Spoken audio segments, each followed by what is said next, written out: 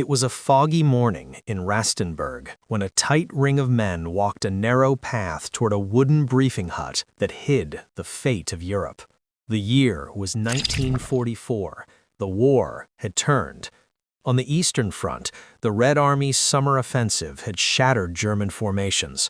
On the Western Front, Allied troops had stormed Normandy weeks earlier. In the minds of a handful of senior officers and tired nationalists, Hitler was no longer a leader, but a catastrophe dragging Germany to ruin. They decided to stop him by conspiracy and coup. At the center stood Colonel Claus von Stauffenberg, a decorated officer who had come back to the heart of power to risk everything. The plotter's tool was not a rifle or tank, but a legal instrument. Operation Valkyrie, a reserve army contingency plan written to maintain order if the Reich were threatened from within. The conspirators rewrote Valkyrie's orders to mobilize reserve units, seize key facilities, disarm the SS, and arrest senior Nazis once Hitler was gone.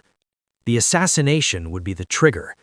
On July 20, Stauffenberg carried a small bomb in a briefcase into a conference at the Wolfschanze, Hitler's East Prussian headquarters.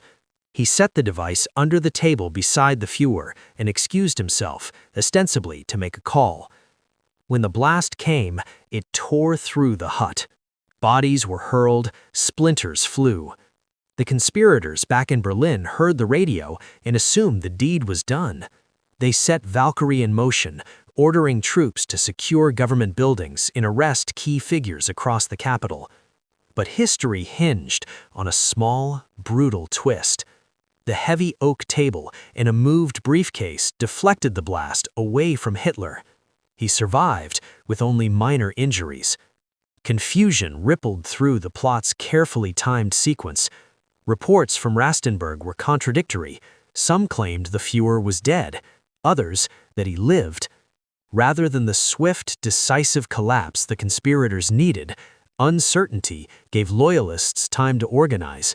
The reserve army commander, Friedrich Fromm, who had been complicit or at least aware of parts of the plan, hesitated. Phone lines sputtered. Units in the field faltered under conflicting orders.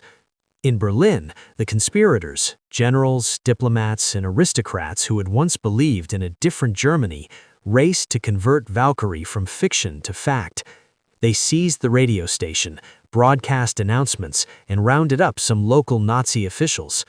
But news that Hitler was alive arrived with the force of a guillotine. Loyalist commanders refused to obey false proclamations. SS and party structures, still fiercely loyal to the Führer, moved to crush the coup. Fromm, sensing the tide, arrested the leading officers in the Bendler Block courtyard rather than let the Reichstag stain be hers. Within hours, the conspiracy collapsed. Stauffenberg and his closest conspirators were shot in the courtyard. Ludwig Beck, a retired general who had become the Resistance's potential head of state, took his life when captured. The Gestapo embarked on a merciless sweep. Hundreds were arrested, many tortured, dozens publicly hanged or executed after sham trials. The failed plot gave Hitler the pretext to purge the military and civilian opposition he had tolerated, and to claim a martyr's vindication to a frightened populace. The conspiracy was not merely an isolated assassination attempt, it was the culmination of years of quiet resistance inside the Wehrmacht and the German state, from officers who had seen the moral ruin of the regime, and who believed that removing Hitler might spare Germany greater destruction. They were men of conservative, sometimes aristocratic backgrounds, not radicals aiming to build democracy. Their plan was an emergency pivot toward a negotiated end to the war in a different ruling coalition. Their failure changed the late war balance.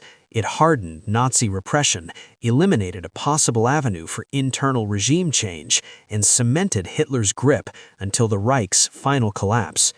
Today, the Bendler Block in Berlin is a memorial to men who tried to turn the tide from within. The July 20 plot remains a stark, intimate portrait of conspiracy in wartime, how a single briefcase, a moved piece of furniture, and wavering loyalties can alter history's course. It was a foggy morning in Rastenburg when the world almost changed. The reverberations of that morning lasted to the war's bitter end.